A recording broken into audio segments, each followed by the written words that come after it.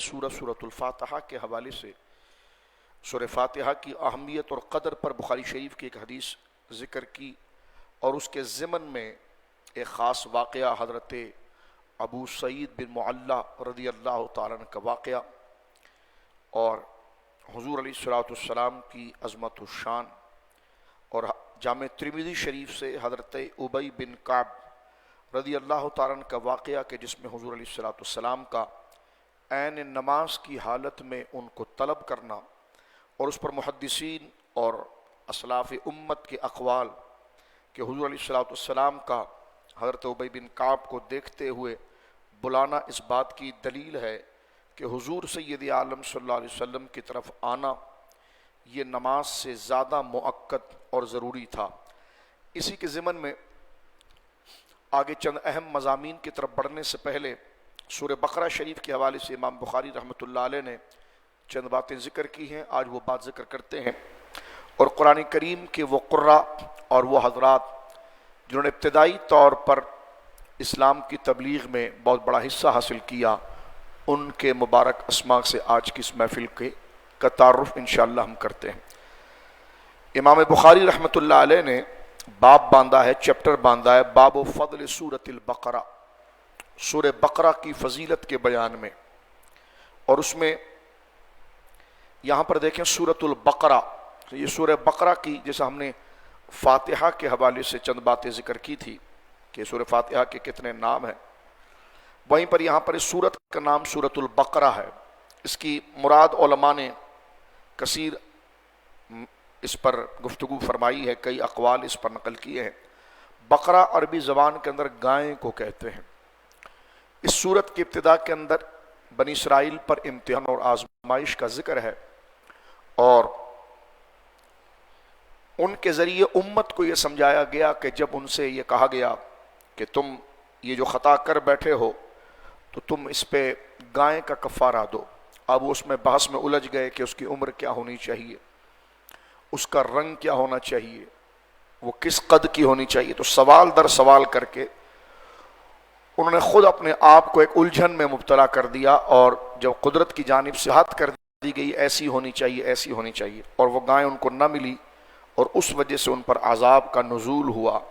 یہاں سے ایک مسئلہ تو یہ ظاہر ہوا کہ شریعت مطہرہ جب کسی چیز کو بیان کر دے اور اللہ رسول ہی بہتر جانتے ہیں کہ کس چیز کو کتنی تفصیل کے ساتھ، اس کی صورت کو کس قدر معین متعین اور اس کی حد کو کس قدر خاص کر کے بیان کرنا ہے، اور سوال کر کے اپنے لیے مزید سختیاں پیدا کرنا یہ شریعت مطہرہ میں جائز نہیں۔ اور سورہ المائدہ کے اندر اللہ رب العالمین کا ذکر ہے کہ اے ایمان والو نبی سے کثرت سے سوال نہ کرو، اور حضور علیہ الصلوۃ والسلام نے ارشاد فرمایا کہ پچھلی امت بھی کثرت سوال کی وجہ سے ہلاک ہوئی ہے۔ دریافت کرنا منع نہیں ہے، لیکن ایک شے جب بیان کر دی جائے اور وہ اپنی صورت میں پائی جاتی ہے تو اس میں مزید ڈیٹیل پوچھنا کہ جس کا شاید اس چیز کے حوالے سے کوئی خاصا تعلق نہیں، تو شریعت مطہرہ نے اس کو منع کیا۔ جیسے حضور علیہ الصلوۃ والسلام کے پاس صحابہ کرام آئے تھے اور انہوں نے پوچھا یا رسول اللہ صلی اللہ علیہ وسلم، گھی، کیونکہ ہر چیز شریعت بیان کرتی ہے، تو پوچھا تھا کہ گھی کھانا کیسا ہے، حضور نے فرمایا جائز ہے۔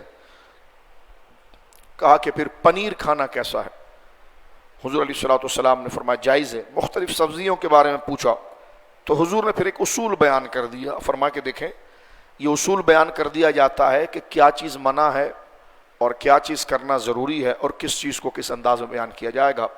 وہ بڑی مبارک حدیث ہے جامع ترمذی شریف کے اندر، حضور نے فرمایا قانون بیان ہوا شریعت کا کہ الحلال ما احل اللہ فی کتابہ، حلال وہی ہے جس کا نام لے کر کتاب میں حلال کر دیا گیا، والحرام ما حرم اللہ فی کتابہ، حرام وہی ہے جس کا نام لے کر کتاب میں حرام کر دیا گیا، وَمِمَّا سَكَتَ عَنْهُ فَهُوَ عَفَا او کما قال علیہ الصلوۃ والسلام، فرمایا کہ جس چیز کا نام لا لیا گیا ہو تو اس پر خاموشی اختیار کی گئی ہو تو وہ چیز جائز ہے، اس لیے اس پر خاموشی اختیار کی گئی۔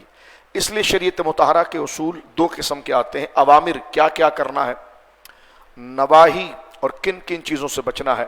جیسے کرنے والے کام جو شریعت کے احکام کے ہیں، فرض ہے، واجب ہے، سنت مؤکدہ ہے، سنت غیر مؤکدہ ہے، مستحب ہے۔ اسی طرح نہیں کرنے والے کام جو ہے وہ حرام ہے، مکروہ تحریمی ہے. یہ ترتیب دونوں طرف سے. اور بیچ میں جو ہے مباح ہے. مباح وہ کام ہے کہ جس کے کرنے میں نہ ثواب ہے اور نہ کرنے میں کوئی گناہ ہے. یعنی شریعت مطہرہ نے اس چیز کو ڈسکس نہیں کیا.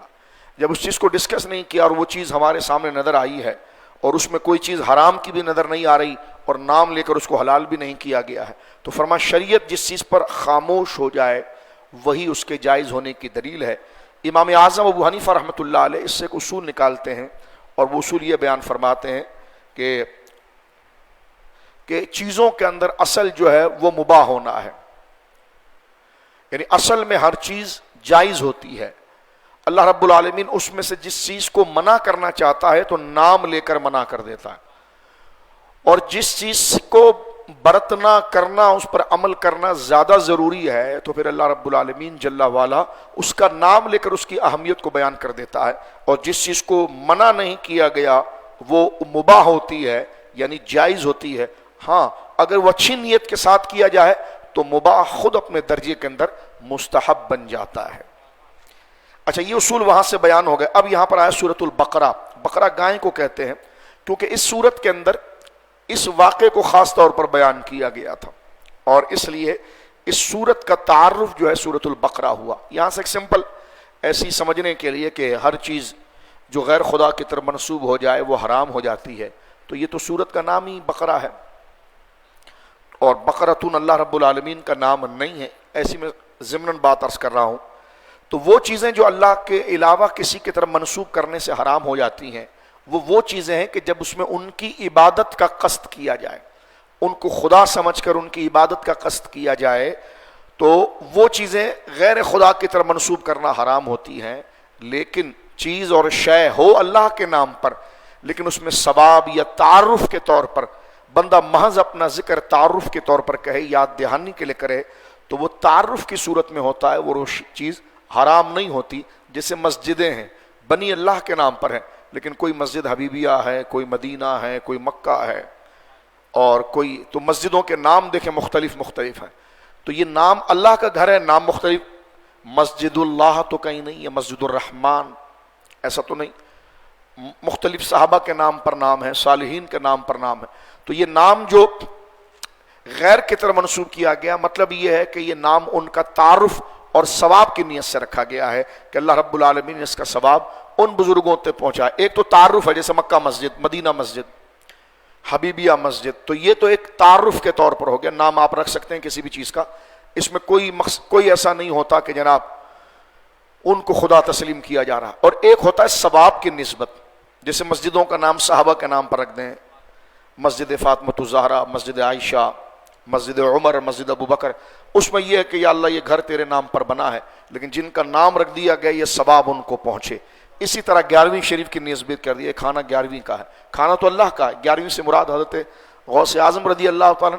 اس کا مطلب یہ ہے کہ ثواب جو ہے وہ حضرت غوث اعظم رضی اللہ تعالیٰ کو پہنچے گا. ان کے بارے میں معاذ اللہ یہ کوئی مسلمان جاہل سے جاہل عقیدہ نہیں رکھتا کہ وہ خدا ہے اور یہ ان کی عبادت کے لیے کیا جا رہا ہے، ایسا کوئی نہیں. جس طرح میں نے مسجدوں کی مثال آپ کے سامنے پیش کر دی. بخاری شریف میں حدیث بھی ہے جیسے نماز اللہ کی ہے اور روزہ اللہ کا ہے، لیکن رسول کریم صلی اللہ علیہ وسلم نے شاہ فرمایا احب الصیام الی اللہ تعالی صیام داؤد. اللہ کی بارگاہ میں سب سے پسندیدہ روزہ روزہ داؤد ہے. داؤد کا روزہ کیسے ہو سکتا ہے؟ روزہ تو اللہ کا ہے، لیکن یہاں پر حضور لفظ کہہ رہے ہیں صیام الداؤد. صیام روزہ داؤد علیہ السلام کی طرف، یعنی سب سے پسندیدہ روزہ روزہ داؤد ہے.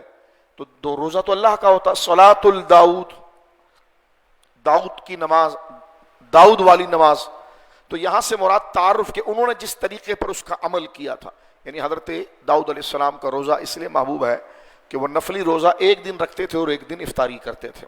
تو یہ تعارف جو ہے دو چیزوں سے ہوتا ہے، ایک تو انٹروڈکشن کے لیے ہوتا ہے اور ایک ان کا انٹروڈکشن بطور ثواب کے ہوتا ہے. جس طرح کہ آپ 4-5 بکرے قربانی کے دنوں میں لے آتے ہیں تو اس میں آپ یہ کہتے ہیں کہ جناب یہ میرے ابو کا ہے، یہ میرے امی کا ہے، یہ میرا ہے، حالانکہ وہ جانور تو اللہ کے ہیں، لیکن آپ جو اس پر تعارف کر رہے ہیں وہ اپنی نیت کر رہے ہیں کہ اس کا ثواب مجھے پہنچے گا، اس کا ثواب جو ہے میری والدہ کو پہنچے گا. تو یہ اس ترتیب کے ساتھ، اس ترتیب کو بیان کرتے ہوئے آگے چلتے ہیں. امام بخاری علیہ رحمت نے بخاری شریف کے اس میں باب باندھا ہے، باب فضل سورۃ البقرہ. اس کی ہم وضاحت کر چکے ہیں. حدیث پاک اس میں ہے کہ حضرت عبداللہ بن مسعود رضی اللہ تعالیٰ عنہ کہتے ہیں قال قال النبی صلی اللہ علیہ وسلم من قرأ بالآیتین من آخر سورة البقرة لیلۃ، فرمایا کہ لیلۃ کفتاہ، فرمایا کہ جو شخص رات کو سوتے ہوئے سورہ بقرہ شریف کی آخری 2 آیتیں پڑھ لیں تو یہ اس کے لیے کافی ہے۔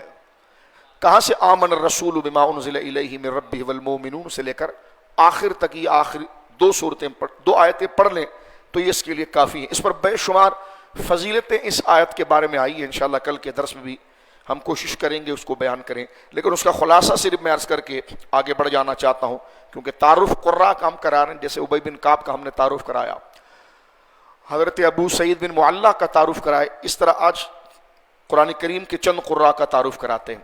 لیکن یہ جو سورہ بقرہ کے اندر یہ بات آ گئی ہے،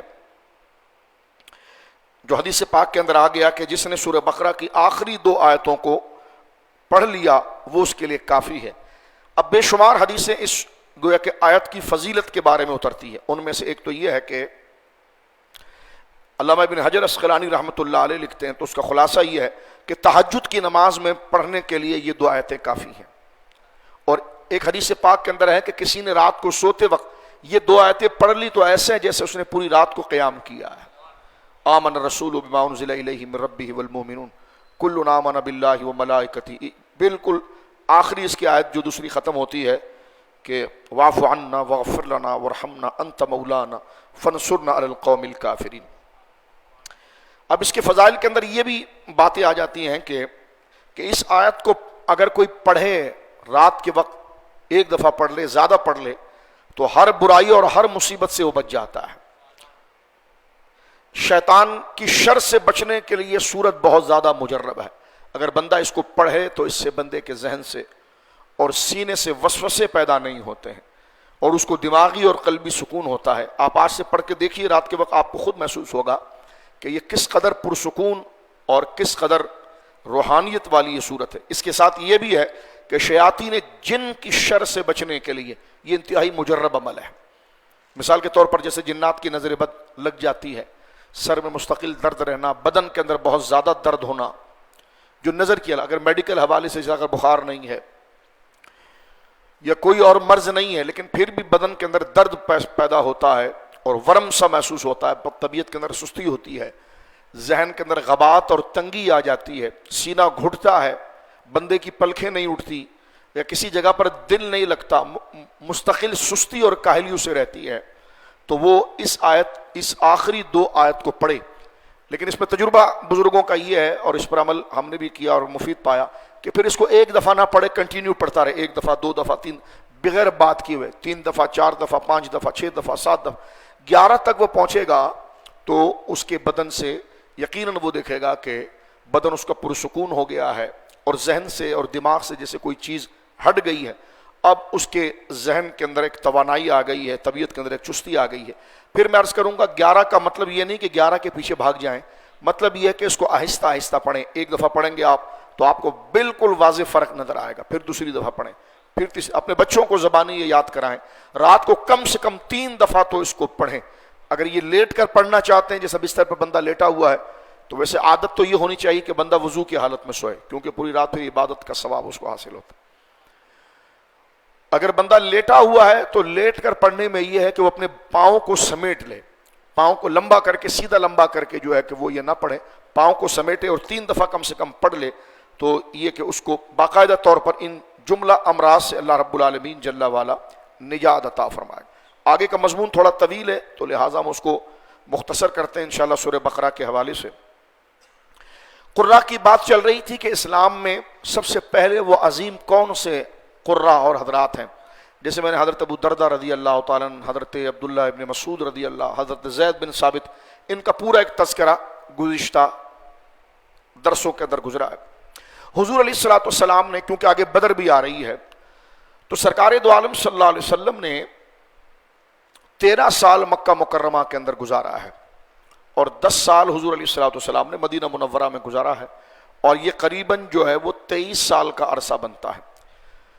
مکہ مکرمہ کے اندر ابتدائی 10 سالوں کے اندر انتہائی مشقت رہی، 7 سال کی تبلیغ کے بعد 3 سال کا مکمل طور پر شاب ابی طالب کے اندر گویا کہ مسلمانوں کو سوشل بائیکاٹ کیا گیا، گھروں سے نکال دیا گیا اور کھلے آسمان کے نیچے مسلمان معصور رہے۔ اس کے بعد جب 11واں سال آیا، چند لوگ مسلمان ہوئے تھے، تو کیونکہ حضور علیہ الصلوۃ والسلام مکہ کے اندر موجود تھے اور مکہ کے اندر کعبہ ہے، تو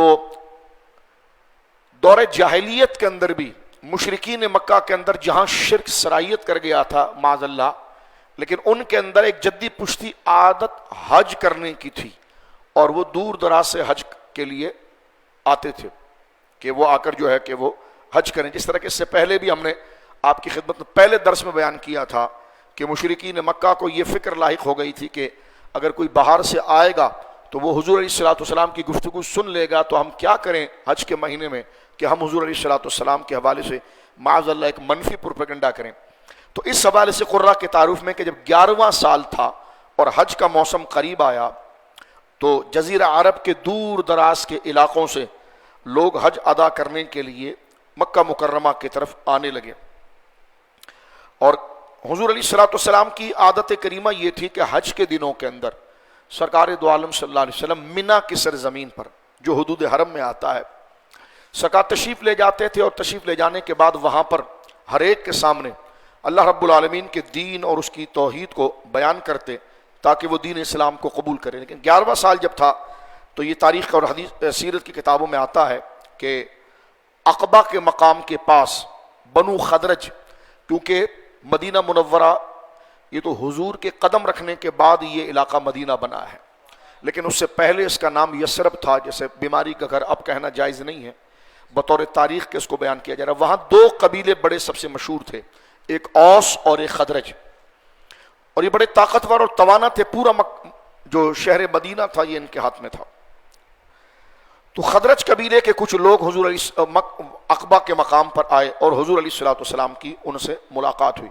عقبہ کے بارے میں لغت کے اندر موجود ہے کہ عقبہ جو ہے کہ المرق الصعب من الجبال، پہاڑ کی اوپر کی ایک چٹان کا نام ہے، اور طریق فی الاعلی الجبل، وہ راستہ جو پہاڑ کی چوٹی پر جاتا ہے۔ اگر آپ حج پر جائیں یا یوں بھی عمرے پر چلے جائیں تو جب اگر عمرے پر جاتا ہے بندہ تو پھر زیارت کے لیے نکلتا ہے کہ مکہ میں کتنی زیارت ہے، مدینے میں کتنی زیارت ہے، تو مکہ کی زیارتوں میں جہاں شیطان کو کنکر مارنے والی جگہ ہے مینا کے اندر، جس کو جمرہ کہا جاتا ہے، جہاں پر شیطان کو کنکر مارتے ہیں حج کے دوران، تو جیسی اگر آپ مکہ مکرمہ سے آئیں گے اور جمرہ کے پاس پہنچیں گے تو آپ کا اگر چہرہ جو ہے وہ قبلے کی طرف نہ ہو اور پیٹھ اس طرف ہو، تو سامنے پہاڑی کے اوپر آج بھی ایک یادگار مسجد مینا کے اندر بنی ہوئی ہے۔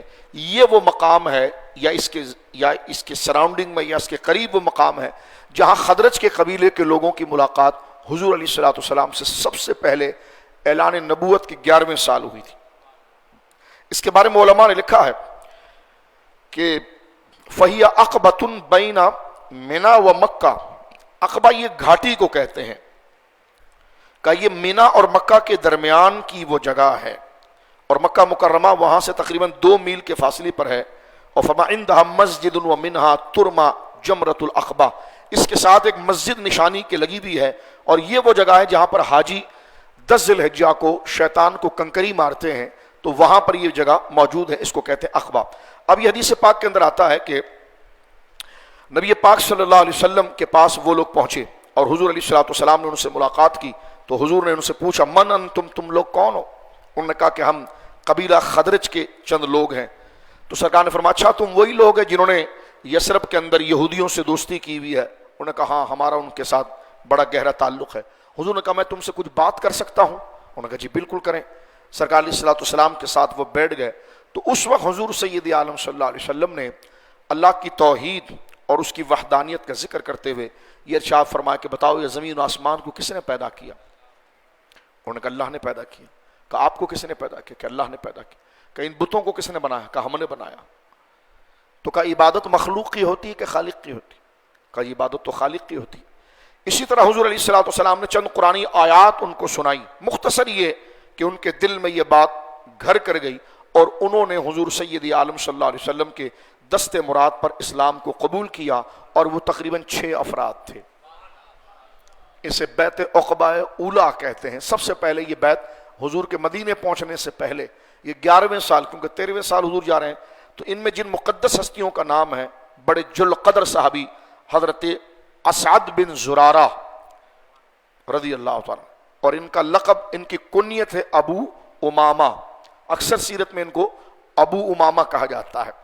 ابو امامہ اسعد بن زرارہ رضی اللہ، یہ قبیلہ خدرج سے تھے اور انہوں نے اسلام قبول کیا۔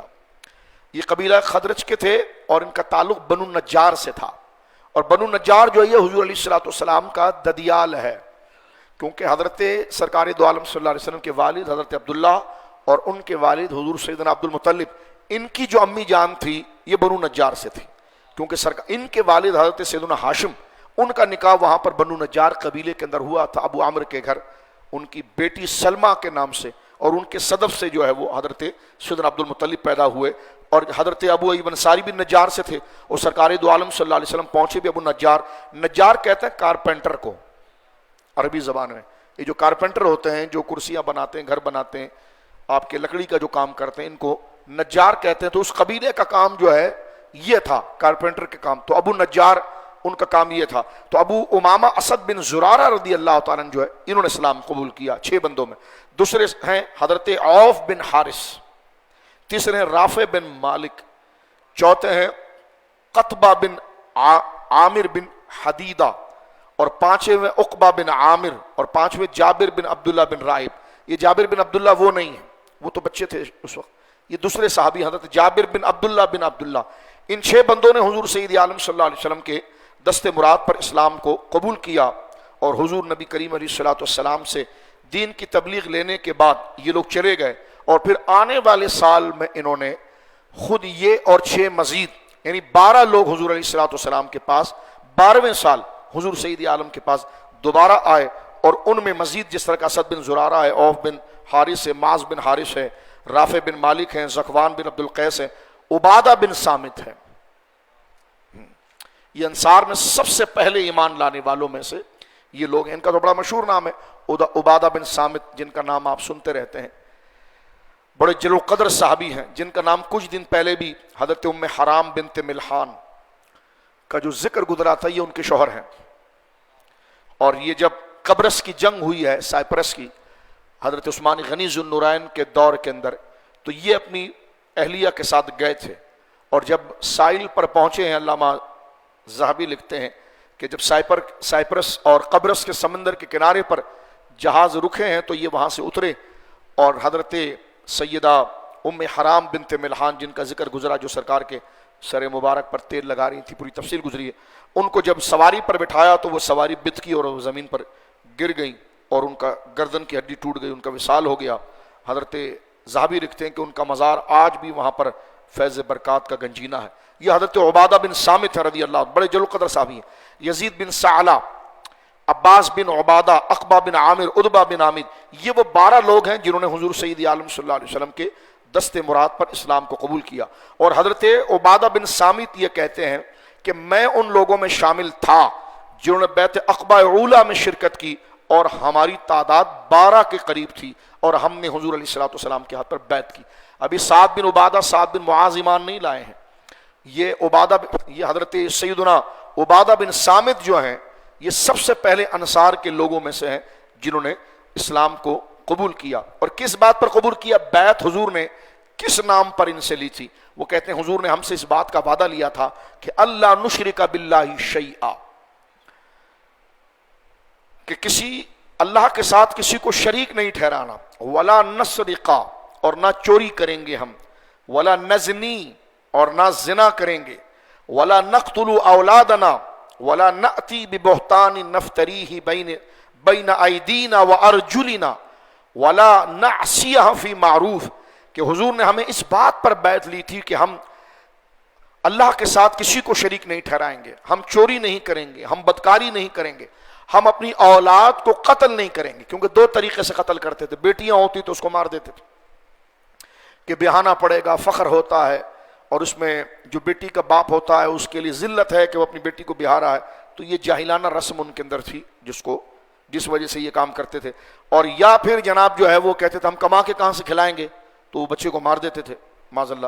اور اسی طرح ہم کسی خاتون کے اوپر، نیک باز خاتون کے اوپر تہمت نہیں لگائیں گے.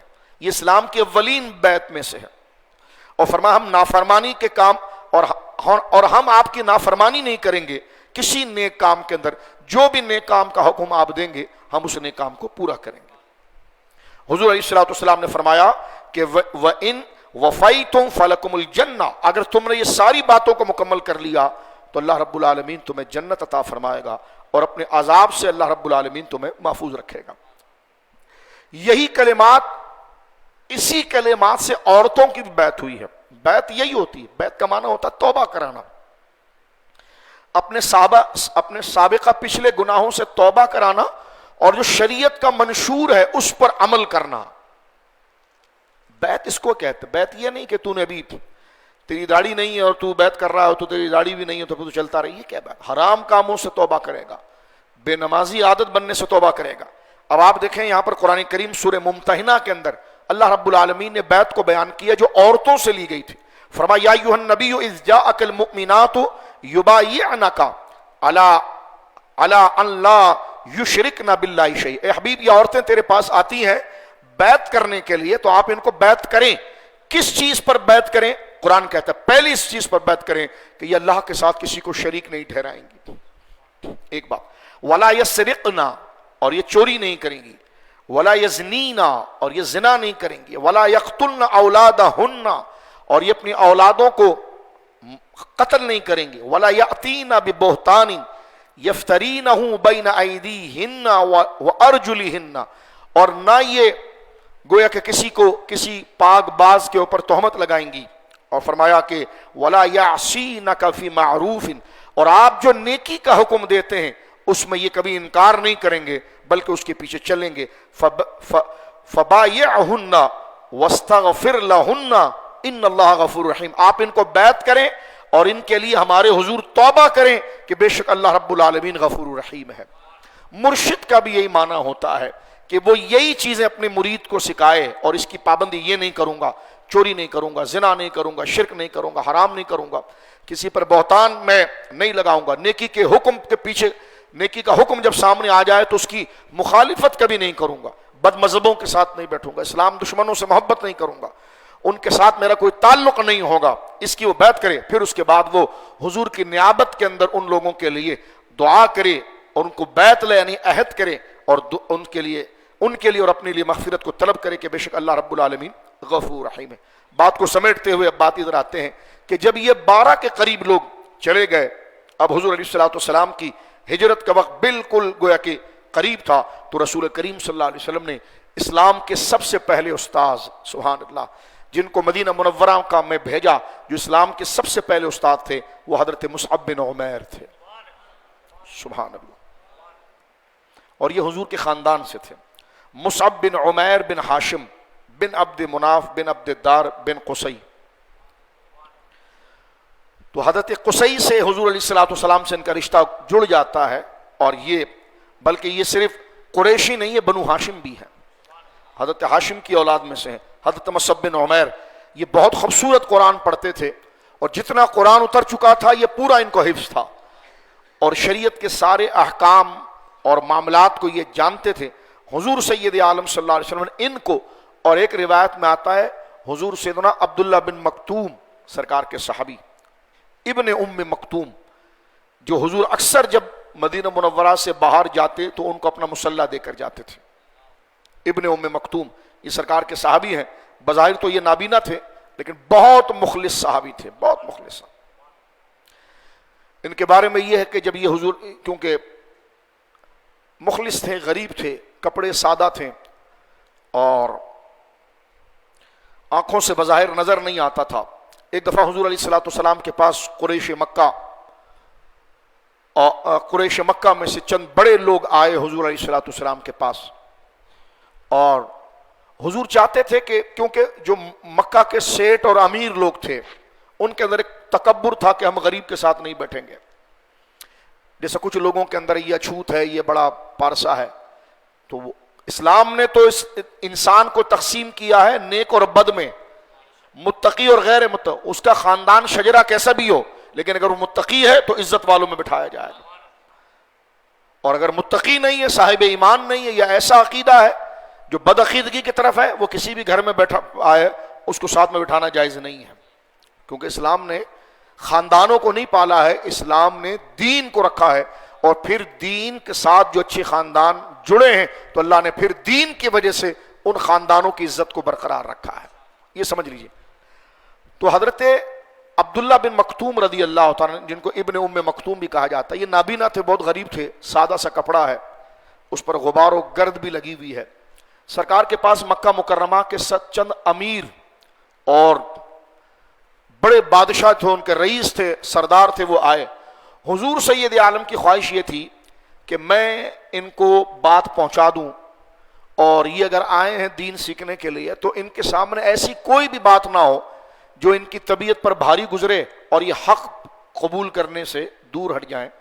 تو سرکار ان سے بات کرنے لگے تو عبداللہ بن مکتوم بھی آ گئے۔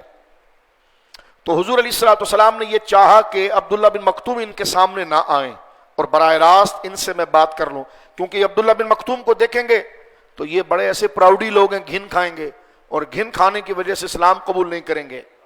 تو سرکار دو عالم صلی اللہ علیہ وسلم نے حضرت یہ دین کی خدمت اور جذبے کے لیے کہ تاکہ ان تک دین پہنچ جائے، بعد میں ان کی تربیت کر دی جائے گی، لیکن حضرت عبداللہ بن مکتوم رضی اللہ تعالیٰ عنہ کا تقوی اور ایمان اتنا بڑا تھا کہ رب کریم نے ارشاد فرمایا، پھر وہ آیت پوری نازل ہوئی، پوری سورت نازل ہوئی، اور اللہ رب العالمین نے فرمایا کہ حبیب ان کو اگر ایمان لانا ہے نا تو یہ صحیح طریقے سے ایمان لائیں، اپنی برادری، اپنا خاندان، ان تمام چیزوں کو چھوڑیں۔ یہ جو عبداللہ بن مکتوم ہے، ابن ام مکتوم، یہ غریب ضرور ہے لیکن یہ ان سے زیادہ پارسا ہے، یعنی یہاں سے بتا دیا گیا کہ اسلام میں بھرتی کی کوئی حیثیت نہیں ہے، بندے اگر نیک ہوں تو اس کی قدر کی جائے۔ یہ نہیں ہو سکتا کہ ایک مرید یا ایک شاگرد اپنے استاد کے ساتھ عقیدے میں مضبوط ہو، دین میں مضبوط ہو، صرف اس کے بعد پیسہ نہ ہو، ٹھیک ہے، اور آنے والا بندہ جو مرید بننے آ رہا ہے وہ مالدار ہو، امیر ہو۔ یہاں پر مالدار کی نفی نہیں کی جا رہی ہے، نہ توہین کی جا رہی ہے، بات بتائی جا رہی ہے یعنی متکبر شخص کی، تو پیر صاحب کا جھکاؤ اسی کی طرف ہو جائے، چاہے اس کی داڑھی نہ ہو، نماز نہ پڑھتا ہو، وہ 3600 بدعقیدہ لوگوں کے ساتھ بھی پھرتا ہو، لیکن وہ توجہ اور اپنی گدی پر اس کو بٹھائے۔ تو ان بے شرم پیروں کو اس بات کو سمجھ لینا چاہیے کہ اسلام کے اندر کثرت کی کوئی حاجت نہیں ہے۔ تم کیا پیسہ جمع کر کے اسلام کو بڑھا دو گے؟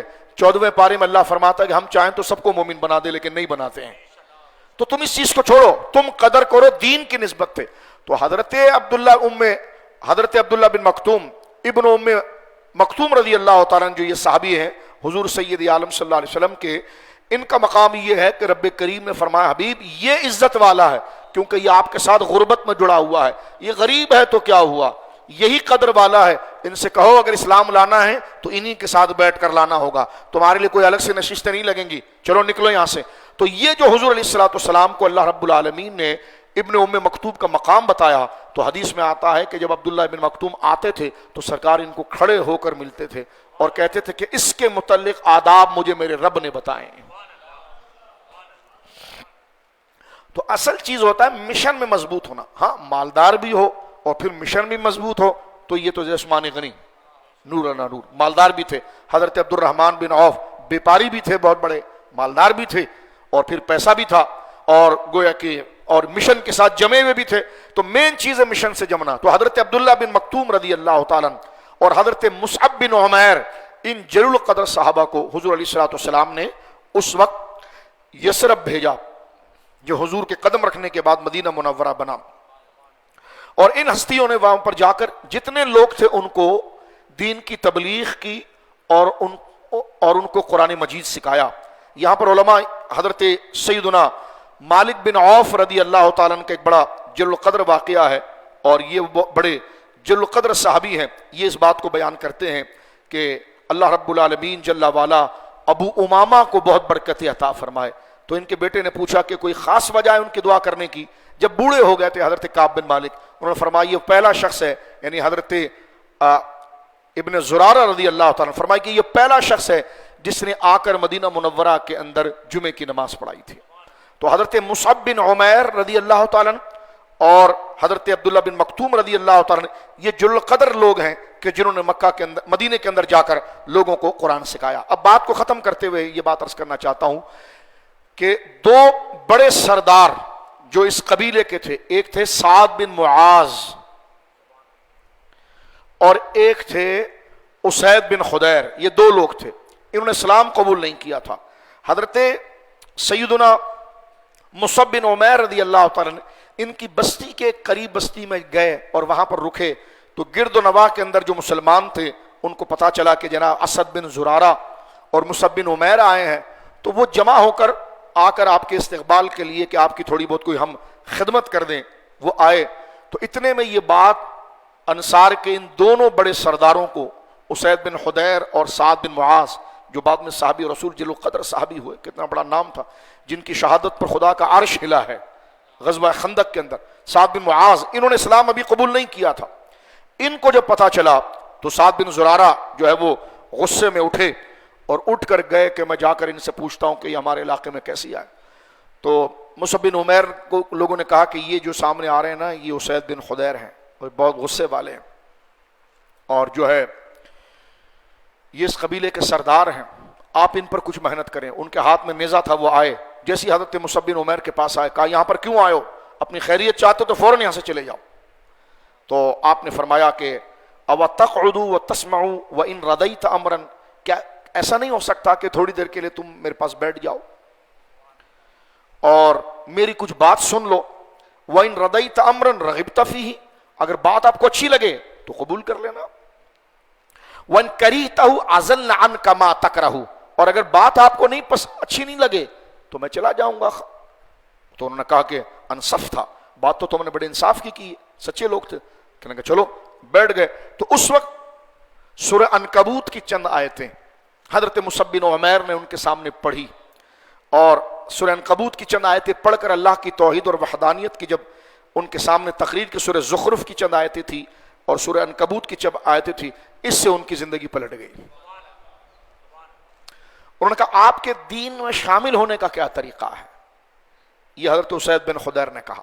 انہوں نے کہا دیکھو دین میں شامل ہونے کا یہ کہ غسل کر لو، پاکی حاصل کر لو اور 2 رکعت پھر نفل پڑھو، لیکن کلمہ شریف پڑھ لو۔ تو کلمہ شریف پڑھ کے انہوں نے غسل کیا اور 2 رکعت نفل پڑھی، اور ان سے کہا تم یہیں بیٹھو میں جاتا ہوں۔ لوٹ کر گئے، سعد بن معاذ سے کہا کہ لوگ بڑے اچھے ہیں یار، تم چلو ان سے بات کرتے ہیں۔ تو انہوں نے کہا اچھا تو چلو۔ سعد بن معاذ بھی گئے، اور جب وہ حضرت مصعب بن عمیر کے پاس آئے تو ان کے غصے کا یہی حال تھا۔ تو حضرت مصعب بن عمیر سے بھی حضرت سعد نے یہی کہا کہ کیا ہی اچھا ہے، اگر اتنی گرما گرمی آپ کر رہے ہیں تو تھوڑا دیر میرے ساتھ بیٹھ جائیں، میری کچھ بات سن لیں، اگر آپ کو بات اچھی لگ جاتی ہے تو قبول کر لینا، اگر آپ کو ایسا لگے کہ یہ بات میرے منصب اور مزاج کے خلاف ہے تو میں چپ ہو جاؤں گا، آپ سے بات نہیں کروں گا، چلا جاؤں گا واپس۔ انہوں نے کہا جی ٹھیک ہے۔ سعد بن معاذ بیٹھے، اور جب آپ نے ان چند آیات اور اللہ رب العالمین کی توحید اور وحدانیت پر ان کے سامنے تقریر کی اور حضور کی رسالت پر، تو کیونکہ ان کے ذہن پہلے سے بنے ہوئے تھے، کیونکہ یہود جو تھے نا وہ یثرب میں یہ کہتے تھے اور ان سارے قبیلے والوں کو ڈراتے تھے کہ وہ جو ہے نا وہ آخری نبی آنے والے ہیں اور ان کا وقت قریب ہے، جب وہ آ جائیں گے نا تو ہم تمہاری بڑی پٹائی لگائیں گے اور تم سب کو گویا کہ ہم دیکھ لیں گے۔ تو وہ ذہن میں وہ بات تو موجود تھی، اور کیونکہ زمانوں سے یہ سنتے ہوئے آ رہے تھے کہ آخری نبی آئیں گے، اور یہاں سے عربی النسل تھے، تو پھر جب سورہ عنکبوت اور سورہ زخرف کی چند آیتیں سنی اور جس انداز میں حضرت مصعب بن عمیر نے ان کے سامنے تبلیغ کی، تو اسی وقت اسی جگہ پر حضرت اسید بن خدیر اور حضرت سعد بن معاذ نے اسلام قبول کیا۔ تو یہ وہ عظیم ہستی ہیں، اور ان میں اسلام لانے والوں کے اندر جب یہ جو ہستیاں اسلام لے کر آئی ہیں تو حضرت سعد بن معاذ رضی اللہ تعالیٰ اور یہ دیگر، تو ان کے اسلام لانے کے ساتھ کچھ ایسے بھی لوگ اسلام لائے آخر میں، جن کا نام تھا اسورم بن عمرو بن ثابت۔ یہ اس دور میں تو ایمان نہیں لائے، لیکن جب حضور اسلام لے کر آئے نا تو یہ حضور کو دیکھتے رہے، بات تو انہوں نے مصعب بن عمیر سے سن لی تھی، ان کی زندگی نے یہ وفا کی۔ کچھ لوگ ایسے تھے جس میں ایک کا نام قیس بھی آتا ہے، جب حضور تشریف لے آئے تو اس وقت یہ وہاں سے بت پرستی تھی، بت پرستی چھوڑ دی، نصرانی مذہب کے پاس گئے تو نصرانی مذہب پسند نہیں آیا، اپنے آپ کو ان لوگوں نے ایک گھر کے اندر بند کیا حق کی تلاش کے لیے، اور اتنے پرہیزگار تھے کہ یہ بتوں کے نام کا ذبح کھاتے بھی نہیں تھے، اور جنابت کا غسل کرتے تھے، کیونکہ مشرکین کے اندر غسل کا کوئی رواج نہیں تھا، تو ان کے اندر یہ پاکیزگی کی عادت تھی کہ جنابت ہو جائے تو اس میں غسل کرنا، اور یہ اپنے آپ کو اتنا پاک رکھتا ہے کہ حائضہ کو اپنے کمرے میں نہیں آنے دیتے۔ لیکن جب حضور تشریف لائے تو پھر ان کو کسی نے کہا کہ تم چل کر مل تو لو. تو یہ قیس نے بھی بالکل بڑھاپے کے اندر حضور صلی اللہ علیہ وسلم کی زیارت کی سرکار کی, اور اللہ نے ان کے دل کو کھولا اور انہیں اسلام لایا, اور اس میں ان کا انتقال ہوا. اور اسی طرح آخر میں اسریم بن عمرو بن ثابت بن قش, یہ بہت ہی یادگار صحابی, ان کو یاد رکھیے گا. یہ ہے الف صاد یا را میم, اس کو اسریم پڑھیں یا اسیرم پڑھیں. الف صاد یا را میم, اسریم بن عمرو یا اسیرم بن عمرو. یہ وہ صحابی ہیں کہ جب حضرت مصعب بن عمیر نے تبلیغ کی تو اس وقت یہ سن چکے تھے, لیکن اسلام قبول نہیں کیا. غزوہ احد سے 2 دن پہلے انہوں نے اسلام قبول کیا. یہ بلکہ ایک روایت یہ ہے کہ جس وقت غزوہ احد ہو رہی تھی اسی میں یہ شریک ہوئے ہیں, اور سرکار دو عالم صلی اللہ علیہ وسلم کی تبلیغ تو یہ سن چکے تھے, اور انہیں کلمہ شہادت پڑھ کے اسلام کو انہوں نے قبول کر لیا. حضرت اسریم بھی بڑے جلیل القدر صحابی ہیں, اور یہ گئے اور غزوہ احد کے اندر بڑے شدید یہ زخمی ہو گئے. اور جب ان زخمی ہوئے تو انصار کے لوگ آئے, اور وہ اپنے زخمیوں کو جنگ ختم ہونے کے بعد جب تلاش کر رہے تھے تو اس میں جب ان سے ملاقات ہوئی تو قوم نے ان سے کہا احدبن علی قومی کا ام رغبتن فی الاسلام, ارے تو زخمی ہے, اچھا شاید تو, کیونکہ انصار کے لوگ بھی مدینے کے لوگ بھی اس میں لڑنے آئے تھے حضور کے ساتھ, جو تو شاید اپنی برادری کے جذبے میں لڑنے آیا ہے, یا تو نے اسلام قبول کر لیا تھا. ان پر نزا کی کیفیت تھی اور یہ بہت شدید زخمی تھے. تو ان سے اٹھانے والے نے تصدیق کرتے ہوئے پوچھ لیا کہ تو مسلمان نہیں تھا, تو آج یہاں پر زخمی کیسے ہے؟ اچھا شاید تیرے رشتہ داروں میں جو لوگ محمد صلی اللہ علیہ وسلم کا ساتھ دیتے ہوئے مکہ والوں کے خلاف لڑنے آئے ہیں, تو شاید برادری کی محبت میں آیا ہے, ام رغبتن بالاسلام, یہ اسلام قبول کیا؟ انہوں نے کہا نہیں, میں نے اسلام قبول کیا. اور وہ انتقال کر گئے احد کے اندر. جب یہ بات جناب نبی پاک صلی اللہ علیہ وسلم کو بتائی گئی کہ حضور اس نے یہ کہا تھا کہ بل رغبتن فی الاسلام اسلمت وقاتلت حتی اصابنی ما ترون, فرمایا نہیں, میں نے دل سے لایا اور میں اسلام لایا, اور دیکھو میں جہاد کر رہا ہوں, جس طرح تم ابھی میری حالت اس کو بھی دیکھ رہے ہو, گواہی دینا حضور کو. تو جب یہ حضور کو وذکرہ لرسول اللہ صلی اللہ علیہ وسلم, جب حضور کو بتایا گیا تو حضور نے فرمایا انہ لمن اہل الجنہ, بالکل وہ اہل جنت میں سے ہیں. یہ واحد صحابی ہیں جنہوں نے اسلام قبول کیا, نماز کوئی نہیں پڑھی تھی. وہ مشہور ہے نا کہ اسلام لائے اور نماز بھی کوئی نہیں پڑھی, اور غزوہ جہاد میں گئے اور شہید ہو گئے اور جنت میں چلے گئے. یہ وہ صحابی ہیں حضرت اسیرم رضی اللہ تعالی عنہ وردہ عنہ, کہ جنہوں نے اسیرم یا اسیرم یہ ہیں جنہوں نے اسلام کو قبول کیا. تو حضرت مصعب بن عمیر کا ذکر مقصود تھا, اور اس کے ضمن میں میں نے بیعت عقبہ اولا اور بیعت عقبہ ثانی کو ساتھ میں ضمن کیا, تاکہ یہ پورے واقعے کے ساتھ آپ کے ذہن میں جو جل و قدر ہم نے ابتدائی مدون قرآن کو مدون کرنے والے جو صحابہ ہیں, جہاں پر ابی بن کعب جیسے قاری ہیں, بڑے بڑے قاری ہیں, ان میں حضرت مصعب بن عمیر ہیں جن کو حضور علیہ الصلوۃ والسلام نے مکہ والوں کو, مدینہ والوں کو قرآن سکھانے کے لیے بھیجا تھا, اور پھر حضور علیہ الصلوۃ والسلام نے بعد میں حکم دیا تھا کہ تم جمعے کی نماز کو قائم کرو. اس لیے جب سرکار ہجرت کر کے آئے تو قباء سے نکلنے کے بعد جب حضور نے جمعہ کی نماز پڑھائی ہے تو یہ پہلے قباء کے اندر جمعہ پڑھاتے رہے ہیں. غزوہ احد میں ان کی شہادت ہوئی ہے. ان کے بارے میں یہ بھی ہے کہ یہ شباہت حضور کی طرح رکھتے تھے, اور یہ بھی ہے کہ آج میں اور آپ جب جبل احد پر جاتے ہیں, جانے کا مدینہ منورہ حاضری کا شرف جن کو حاصل ہوتا ہے, تو وہ سید الشہداء کے جب روزے پر جاتے ہیں تو وہاں 2 قبریں ہیں, ایک اوپر کی جانب میں آپ کو نظر آتی ہے, ایک قدموں کی جانب نظر آتی ہے. تو اوپر والی جو قبر ہے وہ حضرت سید الشہداء حضرت حمزہ کی ہے, اور یہ زیادہ روایت آتی ہے اس ایک قبر کے اندر 2 ایک ساتھ ہیں, یعنی حضرت مصعب بن عمیر اور حضرت حمزہ یہ دونوں ایک ہی قبر کے اندر ہیں آگے والی میں. اور جو پاؤں کی طرف قبر ہے ان کے وہ حضرت عبداللہ بن جہش رضی اللہ تعالیٰ. ایک روایت یہ بھی ہے کہ مصعب بن عمیر اکیلے ہیں اور عبداللہ بن جہش حضرت حمزہ کے ساتھ ہیں, کیونکہ وہ رشتے میں آپ کے ماموں رکھتے ہیں. تو یہ وہ جلیل القدر صحابی ہیں کہ جنہوں نے دین اسلام کی خدمت اور قرآن کریم کی تعلیم اور قرآن کریم کو اہل مدینہ کو پڑھانے میں بہت بڑا ہاتھ لیا. اور سب سے بڑا کام ان کا احسان اسلام پر یہ ہے کہ سعد بن معاذ جیسا عظیم شخص ان کے ہاتھ پر مسلمان ہوا. سعد بن معاذ کا مسلمان ہونے کا مطلب یہ تھا جیسے, اور واقعی میں قبیلے کے تھے, جب وہ لوٹ کر آئے سعد بن معاذ تو انہوں نے سب کو کہا بتاؤ میں تم میں کیسا ہوں. سارے قبیلے کیونکہ وہ سخی اتنے امانت دار تھے, انہوں نے کہا آپ تو ہمارے سردار ہیں, ہمارے سید ہیں, سردار ہیں. فرمایا جو میں کہوں گا مانو گے؟